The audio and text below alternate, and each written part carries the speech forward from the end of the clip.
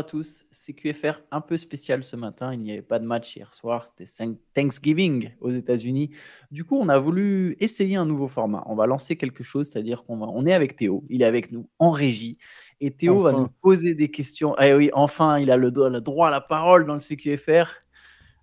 Lui qui souvent nous insulte en off pendant les émissions. Voilà, vous Ah n'êtes ouais, parce pas que au courant, mais vous l'entendez pas, mais parfois, quand on parle de Miami, de choses comme ça, il arrive et puis il nous fait des petites remontrances sur des propos passés, par exemple. après, on me prend pour un tortionnaire, là. Arrêtez un petit peu. donc cette fois-ci, Théo va participer à sa manière au CQFR dans le sens où il va nous poser diverses questions sur l'actualité. On ne sait pas du tout de ce qu'il va nous demander honnêtement sur l'actualité, sur des équipes, sur des joueurs, je ne sais pas du tout.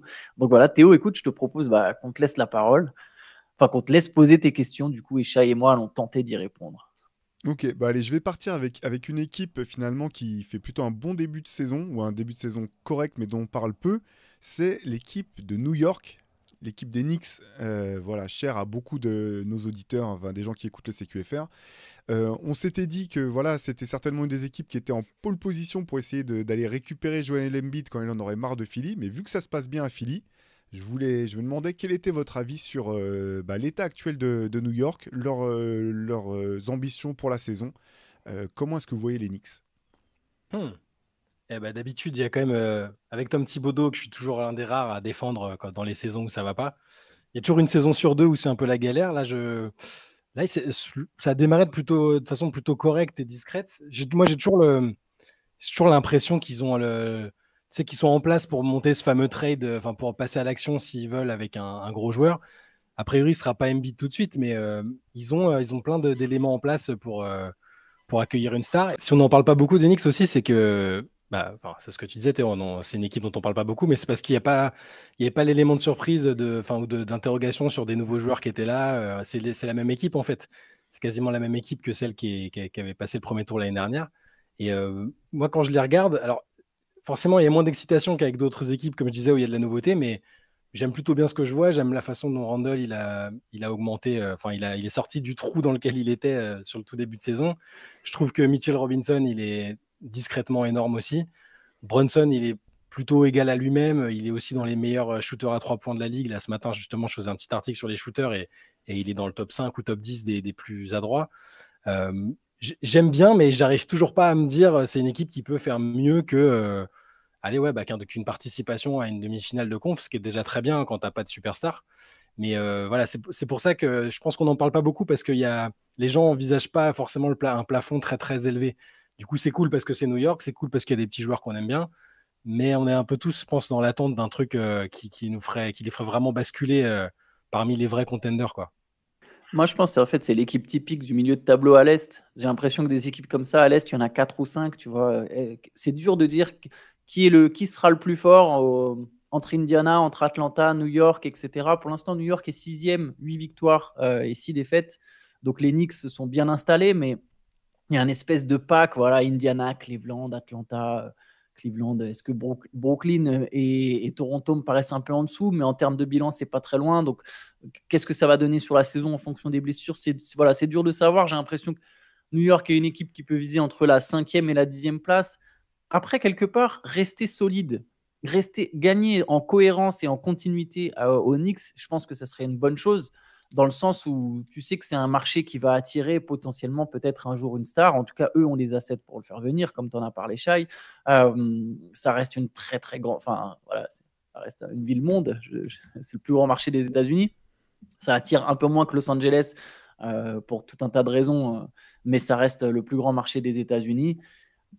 Réussir à faire, par exemple, 3-4 saisons de suite où tu vas en playoff, ça peut être la meilleure formule pour justement un jour avoir cette star, que ce soit Embiid ou un autre. Ouais. Si tu montres que tu es cohérent, que tu es constamment, que ça s'est bien reconstruit, que c'est durable et que c'était pas juste un espèce voilà, juste une année, bah, tu peux te mettre en position pour ce qu'il y a un moment des stars qui disent ah bah ouais, moi les Knicks je le mets dans ma liste. C'est comme ça que les Nets ils ont opéré, alors sur une petite fenêtre, sur 2 saisons ils se sont reconstruits et puis après ils ont convaincu Kevin Durant et Kyrie de venir. Enfin, voilà, ça s'est mal terminé, mais dans l'idée ils avaient bien bossé et ils ont convaincu les stars et les stars ont préféré les Nets aux Knicks qui étaient instables. avec le facteur James Dolan en proprio qui fait toujours un peu peur parce que les gens n'ont pas forcément envie de faire du business avec lui, les joueurs et les agents. Mais ouais, je suis d'accord sur le côté stabilité. C'est bien aussi parfois le fait qu'il n'y ait pas trop de remous, c'est déjà exceptionnel à New York quasiment. Il y a pas de, c'est pas la panique. On se dit, il y a un peu de visibilité, des joueurs intéressants, pas trop vieux. J'ai pas parlé d'RJ Barrett, mais je trouve qu'il fait un très très bon début de saison. Il a été un peu blessé, mais je le trouve très très bon. Voilà, ouais. Donc c'est plan-plan, mais dans le bon sens du terme. Tu vois, New York a besoin d'un peu de plan-plan alors qu'il y a trop d'adrénaline tout le temps. Et ça s'excite trop quand il y a un début d'étincelle. Et il y a besoin de travailler sur la durée, sur 2 saisons, 3 saisons. Et peut-être qu'à un moment, ils passeront à la vitesse supérieure et ils utiliseront les fameux assets pour. Alors, on disait Embiid, ce sera peut-être pas Embiid, mais bon, c'est toujours possible. Hein, la saison c'est que le début. Peut-être qu'à un moment, lui aussi, il va.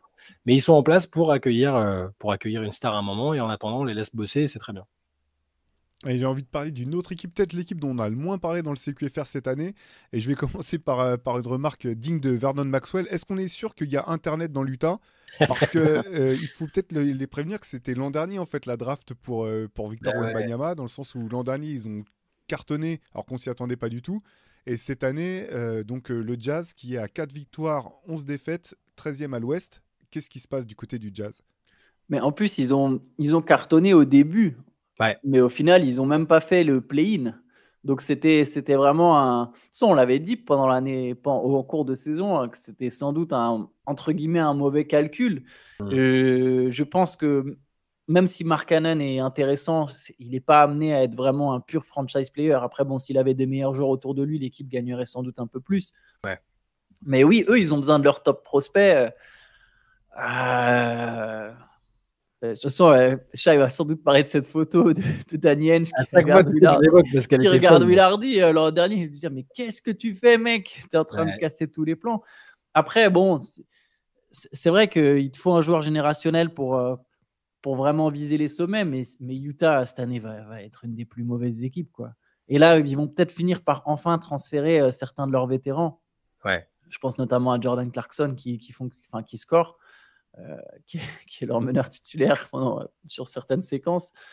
Mais oui, bon, le Jazz. Mais bon, après, un top pick, ça reste un top pick, c'est toujours cool. Mais bon, c'est vrai que si tu pouvais avoir Victor Wembanyama.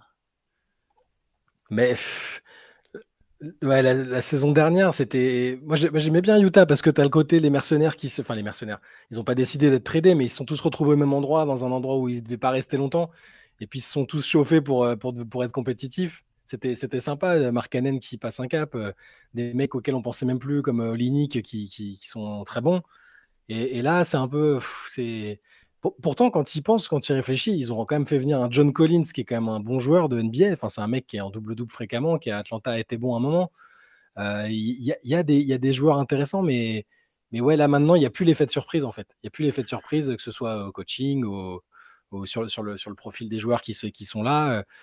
Après, pour histoire de nuancer un peu, j'aime toujours bien l'approche de Willardy parce que je l'écoutais l'autre jour et il disait que il était vraiment dans une approche de développement, qu'il voulait absolument avoir des joueurs qui passent leur temps à regarder les autres matchs et à s'instruire sur la NBA. Enfin, il parlait de Keyonte George, leur rookie en particulier.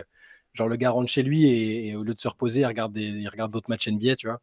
Donc je pense que ça travaille toujours très correctement, voire très bien, parce que c'est un bon coach et avec Danny Ainge un peu à la barre, c'est bien, mais c'est vrai que on s'ennuie un peu, quoi.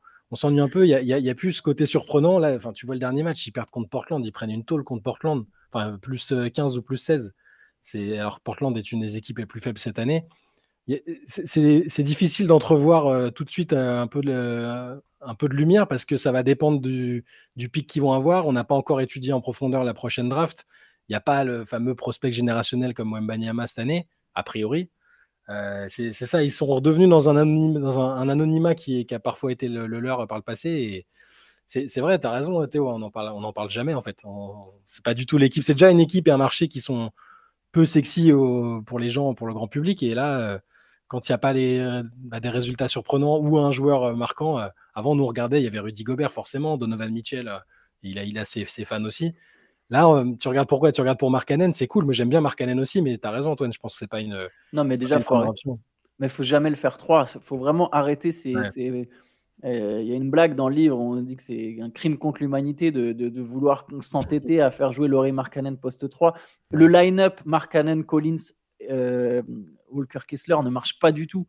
Ouais. C'est cata, et même pour le développement de Kessler, faut arrêter ces histoires-là. Markkanen, c'est un poste 4, surtout dans cette NBA. Il leur manque un arrière, un meneur arrière un peu jeune, flashy, ou pas flashy en fait, peu importe, mais prometteur. Parce qu'au final, avec Markkanen, avec Kessler, avec Keyonte George qui peut jouer arrière ailier, là tu as déjà une base plutôt intéressante avec des jeunes. Il manque un peu ce meneur jeune qui créera un vrai noyau dur potentiellement complémentaire, tu verras. Et au final, tu vois, pour les pics, bien sûr, c'est mieux de tanker sur l'année de Wembanyama, mais regarde la draft 2020, tout le monde pensait que c'était une draft faible. Au final, il y a les Edwards, il y a plein de mecs qui se révèlent, les Edwards, la Melo, les Haliburton, etc. Tu sais jamais. Donc, c'est pour ça que je disais tout à l'heure, un top pick, ça reste un top pick. Donc, si le Jazz arrive à piocher dans les 3 premiers et qu'ils ont un arrière qui peut être intéressant, voilà, peut-être que ça mènera pas jusqu'aux voies du titre comme si tu avais eu Wembanyama, où tu peux rêver d'être un jour au sommet de la NBA, mais tu peux retrouver une équipe après cohérente. En y repensant, parce que c'est vrai que j'ai regardé un peu leur dernier match, mais je crois que Walker Kessler, il a manqué pas mal de matchs. C'est quand même, c'est leur prospect un peu cool, dans un registre de protecteur de cercle, le mec qui contre. Mais je crois qu'il a pas joué les 4-5 derniers matchs déjà, donc ça enlève encore un peu de capacité à faire des résultats, quoi. Mais bon. Puisqu'on parle de top pick, cette année, on pensait que la course pour le trophée de rookie de l'année se jouerait entre Victor Wembanyama, Chet Holmgren et Scoot Anderson. Scoot Anderson qui a très peu joué jusqu'à présent avec Portland. Portland qui est catastrophique. Des débuts, quand même, quand on l'a vu sur le terrain, un petit peu empruntés. Est-ce que vous vous attendiez à ce que la marche soit aussi haute pour Scoot Anderson, et est-ce qu'il faut s'inquiéter ?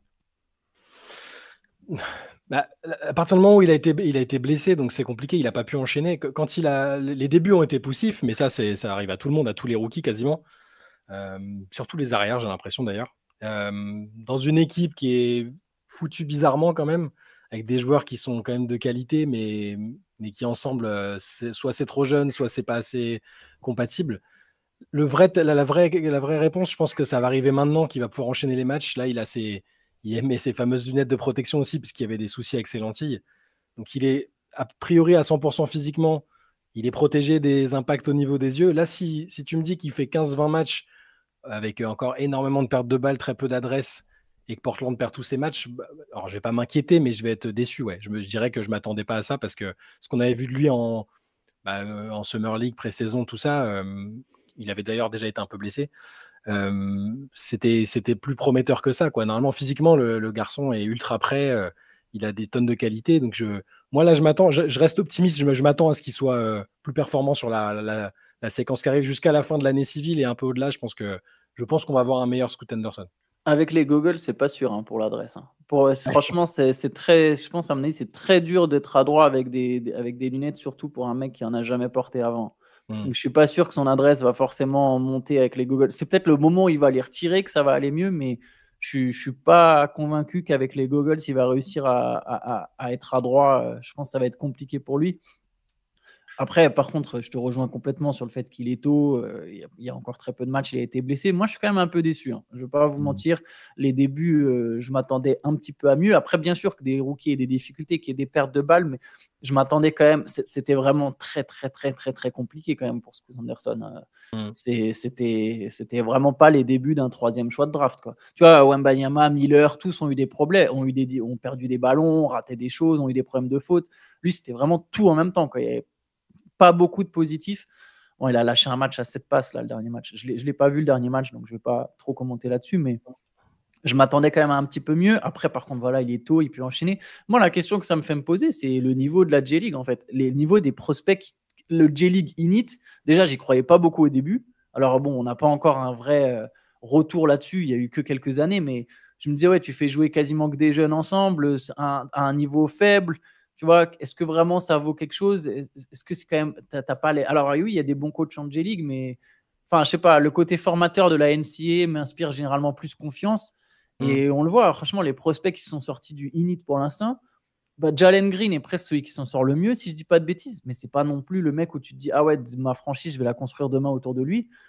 Kuminga, ça a mis beaucoup de temps et il est dans le staff des Warriors, tu vois. Donc, c'est maintenant seulement qu'il se développe. Je sais pas, moi je suis très sceptique sur ces. J'étais sceptique de toute manière de base et quand je vois les top prospects qu'on nous vend qui sortent du J-League Init, je me dis bon, c'est pas fantastique quoi. Ah ouais, surtout qu'ils ont été, enfin, il y en a beaucoup qui ont été mis ensemble en même temps, donc c'était. Bon, après, c'est comme dans un programme NCAA type Duke ou Kentucky où Ouais, t'as mais des t'as un mecs coach, ensemble. Mais oui, bien sûr. un coach Mais historique quoi. après, dans l'idée, moi, je trouvais pas ça inintéressant parce que tu te frottes à des mecs, à des adultes directs, des mecs qui se bagarrent un peu pour leur place ou qui essaient de revenir en NBA. Dans l'idée, c'est pas inintéressant, mais bon, moi aussi, de base, je préfère les programmes universitaires ou les championnats ou être pro à l'étranger, tu vois, même Ah ouais. ce qu'a fait Lamelo en Australie ou d'autres joueurs que lui, c'est pas inintéressant aussi.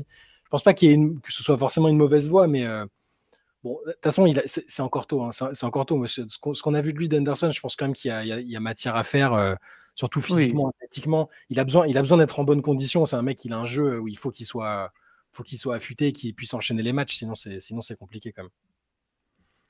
Toujours parmi les jeunes, ou du moins les équipes jeunes, le Oklahoma City Thunder est actuellement deuxième de la conférence Ouest avec un début de saison vraiment convaincant, encore plus depuis que Shai Gilgeous-Alexander est revenu de blessure.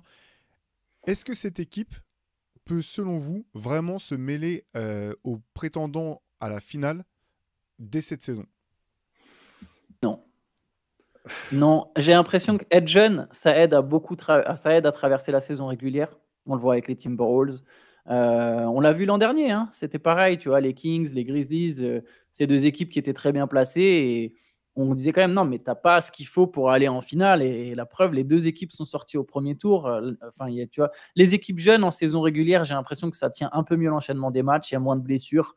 Donc le Thunder, après je ne m'attendais pas à ce que le Thunder soit déjà deuxième de la conférence Ouest, mais même s'il terminait sur le top 3, c'est ce que tu as dit, tu as parlé de finale, c'est trop tôt. Je le répète souvent, mais pourquoi Shai Gilgeous-Alexander il ferait mieux que Michael Jordan, que LeBron James, tous ces mecs-là, les plus grands joueurs de toute l'histoire de la NBA, sauf certaines exceptions rares, Magic Johnson, etc., tu passes par ce que les Américains appellent les growing pains. Tu peux pas arriver, c'est ta première année de playoff et direct tu vas en finale. Ça n'arrive pas en fait. C'est un autre basket, ça demande une autre expérience et tu te casses la gueule d'abord. Tu te casses la gueule et même dès ta première année, c'est rare même que tu ailles au deuxième tour. Tu commences par un premier tour, puis un deuxième. Le Thunder de Kevin Durant, Russell Westbrook, James Harden, pour prendre une comparaison avec la même franchise, on parle de 3 MVP. Dans le lot, Kevin Durant, c'est un des meilleurs joueurs de tous les temps. Westbrook et Harden, ils sont aussi dans la liste des meilleurs joueurs de tous les temps, peut-être un peu plus loin, mais ils y sont aussi. Cette équipe-là, elle est d'abord sortie au premier tour. Elle a ensuite fait un deuxième tour au final de conférence, je ne me souviens plus. Mais même cette équipe-là, elle n'est pas arrivée tout de suite en finale, en fait. Même les Warriors ont d'ailleurs. Voilà, exactement. Mais n'importe quelle équipe, en fait. Donc, c'est impensable pour moi que le Thunder, qui a un banc quand même, alors même si là, il y a des gars qui se révèlent, Isaiah Joe, etc., qui a un banc quand même un peu compliqué, qui a un super 5 majeur, mais qui va manquer d'expérience. Voilà, je ne peux pas imaginer le Thunder passer 2 tours de playoff, par exemple. Non, je suis assez d'accord avec toi. 2 tours, ça fait beaucoup. Après, j'aime bien être. J'ai envie d'être optimiste parce que j'aime beaucoup cette équipe, comment ils sont. Ils ont des joueurs jeunes mais très matures. Enfin, tu vois, quand tu vois Holmgren, comment il joue dès sa première saison effective sur le terrain, parce qu'il y a la saison où il a pu observer, s'entraîner avec les gars et tout, mais il y a quand même une maturité chez les jeunes joueurs qu'ils ont qui est impressionnante dans le jeu en tout cas. Mais je pense comme toi que si déjà ils passent un tour, c'est bien.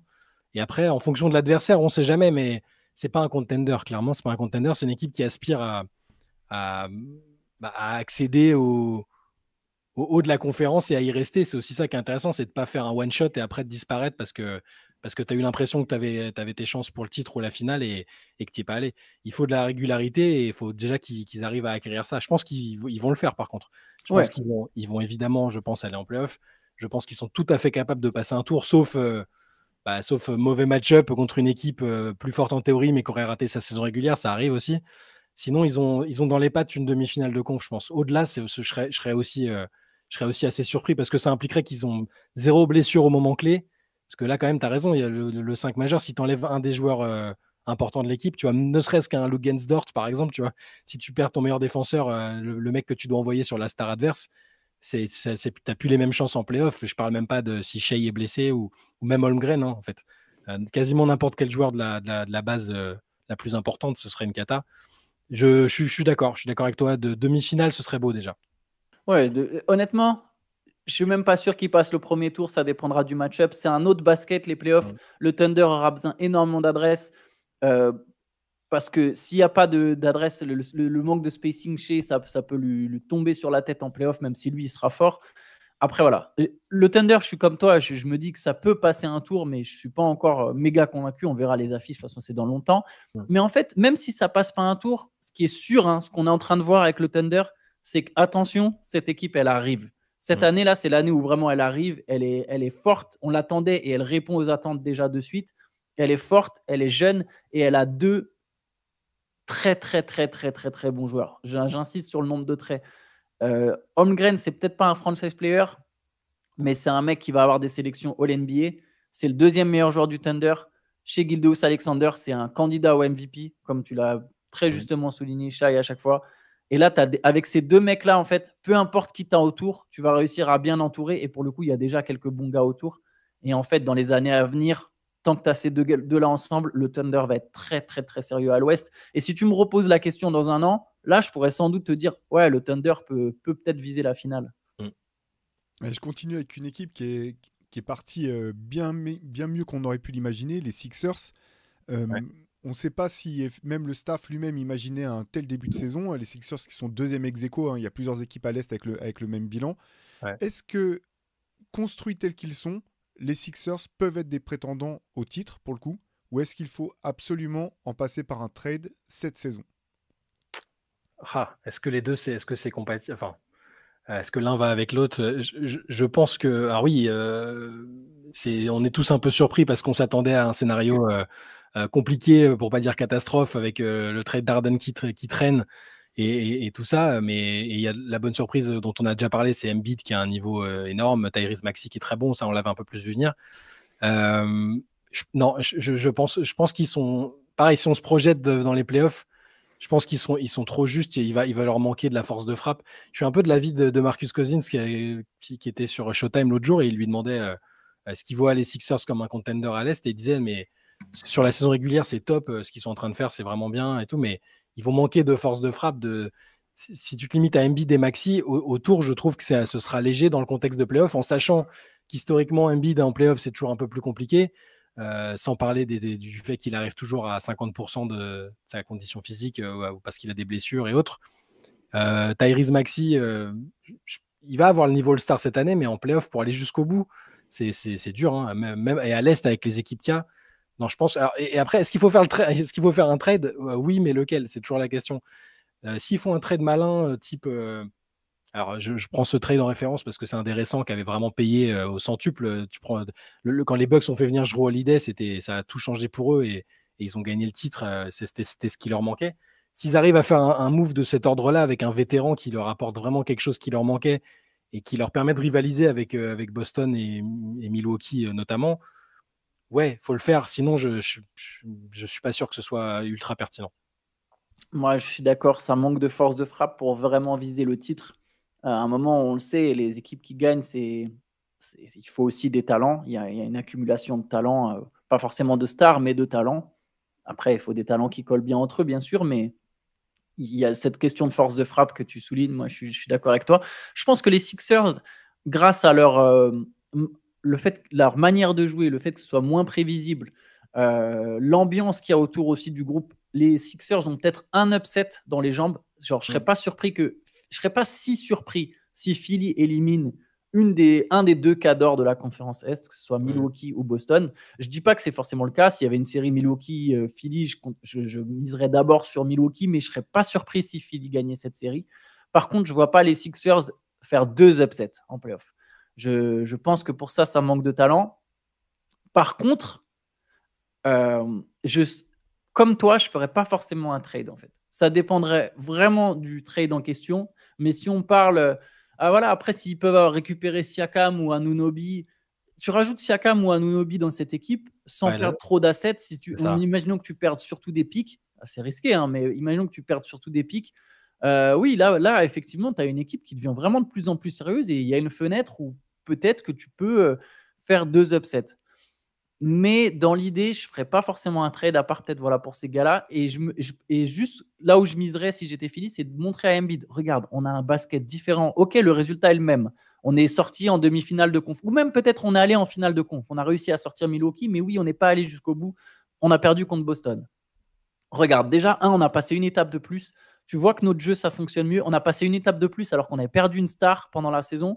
Là, maintenant, on ajoute notre star maintenant. Et pendant l'été, là, peut-être, je vais essayer de voir qui je peux aller chercher pour passer l'étape supplémentaire. Mais pendant la saison, vraiment, en tout cas, je ne vais pas chercher Zach LaVine. Je pense que ça ne ferait pas forcément bien. Je ne vais pas chercher DeMar DeRozan, tous ces gars-là. Je ne suis pas sûr. À part Anunoby, Siakam, et encore, il faut voir qu'est-ce que je lâche. Je ne suis pas sûr que les Sixers ont intérêt à faire un truc. Je suis d'accord. Moi, pour moi, si tu me sors ces 2 noms-là, surtout Siakam, on le dit à chaque fois, pour moi, il peut changer beaucoup de choses dans une équipe. Ça ferait partie pour moi des. Ouais. Ça, si c'est ce trade-là et qu'il ne se déplume pas totalement, il faut le faire. Et attends, regarde, je vais m'auto-nuancer. Le problème, c'est que si c'est Siakam, c'est-à-dire que tu perds Tobias Harris. Je pense que Siakam est meilleur qu'Harris, mais Harris est hyper précieux à Philadelphie. Et je ne sais pas à quel point c'est une progression. En fait, tu as une équipe un peu meilleure, peut-être, avec Siakam à la place d'Harris, mais sauf que c'est un mec qui déjà doit s'adapter à un nouveau rôle et à son équipe, là où Harris, lui, il fait parfaitement, il sait exactement ce qu'il doit faire à Philly. Tu vois, même mon Siakam, au final, je le nuance. Je sais même pas à quel point ça te fait vraiment passer un cap. Ça te fait peut-être passer un cap, mais est-ce que c'est au point où tu sors les Celtics? Je pense pas. Je sais pas, mais sur des playoffs, je préfère quand même avoir. Sur la saison régulière, tu as raison, hein, Tobias Harris, il est très bien dans son rôle. Sur des playoffs, et avec, évidemment, le mieux, c'est d'avoir déjà une saison ensemble, d'avoir joué une saison ensemble. Hein, mais sur des playoffs, je préfère Siakam, par contre. Oui, mais c'est un meilleur joueur, mais je sais pas à quel point c'est un meilleur fit. Ce Siakam, c'est quand même un joueur avec un jeu très particulier. Il a aussi besoin du ballon, hein, mine de rien, Siakam. Il a aussi besoin du ballon. Il va pas être les shoots que Harris peut mettre sur des prises à 2 d'Embiid. Siakam, il va pas le faire. Il n'aura pas la même adresse. Après, bon, mais je suis d'accord avec toi, c'est un meilleur joueur et c'est toujours mieux d'avoir quand même de meilleurs joueurs. Mais juste, je vois pas, je suis pas sûr en plus qu'en fait ça fasse tant passer un cap que ça aux Sixers. De là à se dire, ah, c'est bon, là, on peut vraiment chatouiller Boston. Et il connaîtrait le coach. Oui, il connaîtrait le coach, c'est vrai. Allez, j'ai une dernière question pour vous en ce vendredi. Les Suns, qui ont, quand ils ont bâti leur Big Three cet été, tout de suite, forcément, la planète NBA s'est emballée autour du potentiel de cette équipe. Pour l'instant, ils n'ont toujours pas eu vraiment leur équipe sur le terrain. Malgré tout, ils sont sur une série de 7 victoires. Ils ont gagné 7 de leurs 10 derniers matchs. Mais ils n'ont toujours pas pu vraiment jouer avec leurs 3 stars sur le terrain. Quel est le potentiel de cette équipe selon vous? Est-ce que c'est un géant en sommeil qui va se réveiller ou est-ce que le temps perdu risque de les handicaper? Là, je suis sur le coup du début de saison de Kevin Durant qui est magnifique, mais en parallèle de leur niveau de jeu qui est pas, et du spectacle proposé qui est pas foufou, on va dire, pour être gentil. Avec le retour de Booker, moi je suis toujours le duo Booker-KD me convainc en fait. Je le trouve super. Je pense qu'avec une saison ensemble de plus, ils seront très très forts. C'est plus Bill. J'ai toujours cette interrogation de comment intégrer Bill, comment lui va s'intégrer là-dedans. Et le problème, c'est qu'on n'a pas pu voir ça. Donc c'est une question à laquelle je pense, incapable de répondre.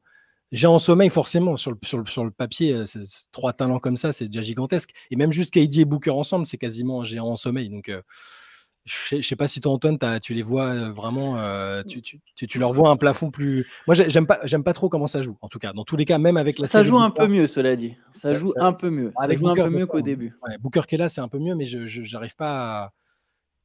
Et puis pour finir, j'ai peur de voir KD aussi, je le dis tous les jours, hein, à chaque fois qu'il sort une grosse perf, le voir jouer autant et être aussi fort tout de suite dans la saison, j'ai peur sur la charge que ça fait peser sur lui physiquement en fait. Ouais, c'est très délicat Phoenix parce qu'au final on n'a pas vu en fait. On sait pas encore. C'est dur. Après ça, je trouve que ces derniers, j'étais le premier à allumer je trouvais que c'était ignoble au début les Suns, mais vraiment ignoble. Là, ça bouge un peu plus. Il y a un peu plus de mouvement. Alors, bon, voilà, il y avait un nouveau coach aussi. Mais c'est ça l'ironie, c'est que c'est une équipe. Ok, c'est une équipe qui a été montée toute pièce. Si tu prends février 2022, février 2023 à maintenant, il n'y a que 2 joueurs qui étaient là au début, avant le trade de Kevin Durant, c'est Devin Booker et Saben Lee. Saben Lee, il sert entre guillemets à rien, sans lui manquer de respect. Donc en gros, il y a un seul joueur qui était là en février dernier. Tu as construit une équipe en quelques mois, tu as besoin qu'il y ait une alchimie qui se crée, et au final, tu perds du temps parce que Bradley Beal il va revenir. Donc cette équipe, elle aura quoi, 4 mois vraiment pour se tester, pour monter en régime. Je pense qu'elle sera forte. Il y a trop de talent. Je pense que géant en sommeil, je n'irai pas jusque-là parce que ça me semble trop fort, géant, le terme géant. Mais c'est une équipe qui en playoff va faire mal. Tu vois. C'est une équipe qui du coup finira peut-être pas dans le top 3, mais moi je suis pas certain que les Timberwolves ou le Thunder ils puissent taper les Suns en playoff. Quand là, si les Suns sont complets, tu vois, les 3, les Booker, ça c'est Booker, Bill, Durant, ils vont jouer beaucoup d'1 contre 1, donc ça va être moche, mais c'est 3 joueurs incroyables, et pour aller sortir, il va falloir être une vraie équipe, genre comme Denver l'an dernier. Au final, Denver l'an dernier a besoin on a beau répéter, ouais, c'est Minnesota qui a posé le plus de problèmes à Denver, ouais, c'est de la politesse, ça, c'est de la politique, c'est de la communication. C'est les Suns qui ont été le plus proches de sortir les Nuggets, plus que le Heat, plus que n'importe quelle équipe durant cette campagne de playoff. Donc voilà, ça va être encore une équipe difficile à éliminer. Il y a quand même des bons joueurs. Hein. Nassir Little commence à montrer des choses. Josh Okogie a l'air d'avoir progressé en attaque. Grayson Allen trouve plutôt bien sa place. Après, à voir quel sera son rôle avec Bradley Beal. C'est une équipe qui a du potentiel. Mais je ne sais pas si j'irai jusqu'à géant en sommeil. Ouais, et puis en playoff, historiquement, c'est pareil. Grayson Allen et même Nurkic, c'est toujours plus compliqué pour eux en playoff. Hein. C'est des très bons joueurs de saison régulière, je trouve, mais pour l'instant, ils n'ont pas vraiment été. Donc, en fait, c'est pas un géant en sommeil, c'est un potentiel géant, mais avec encore tellement de questions, je trouve, auxquelles ils doivent répondre. Et oui, si sur une série, tu débarques avec KD, Booker et Bradley Beal, tu te dis qu'ils peuvent battre n'importe qui, mais trop d'interrogations. J'ai du mal à les mettre vraiment les top favoris. C'est paradoxal. Hein. Tu te rends compte le niveau de KD là, il est dans les prétendants MVP maintenant que les Suns sont repassés dans le top 5. Il est candidat MVP, mais j'ai trop de questions encore. Par contre, juste un truc, ce niveau de Durant et le niveau de Booker en playoff l'an dernier, si ça s'aligne, hein, les Suns ils peuvent aller en finale NBA. Ouais. C'est juste sur le talent. Juste sur le talent, ils peuvent aller en finale NBA. Voilà parfait, pour nous. Parfait pour ces réponses. Antoine, je vais te laisser clôturer ce CQFR un peu spécial. N'hésitez pas à nous dire si ça vous a plu comme formule. Voilà. On est voilà, de retour. Exactement. N'hésitez pas à laisser un com, qu'on sache si c'est quelque chose qu'on doit refaire quand il n'y a pas de match ou quand il y a une actu très faible. On pourra prendre vos questions d'ailleurs de temps en temps, peut-être une fois. Les jours où il n'y a pas de match, ça va arriver dans l'année. Il y a toujours des jours où c'est léger, où il n'y a pas de match du tout. On peut faire un truc du type mailbag où on répond à vos questions, un peu comme on peut le faire sur la Late Session sur Twitch, mais là de façon un peu plus podcastée. Exactement. Écoutez, sur ce, passez une bonne journée, un bon week-end. Ce week-end sur la chaîne Le Moop Deep, le Hoop Culture. Et puis nous, on se retrouve lundi pour un nouveau CQFR. Yes. Ciao. Ciao.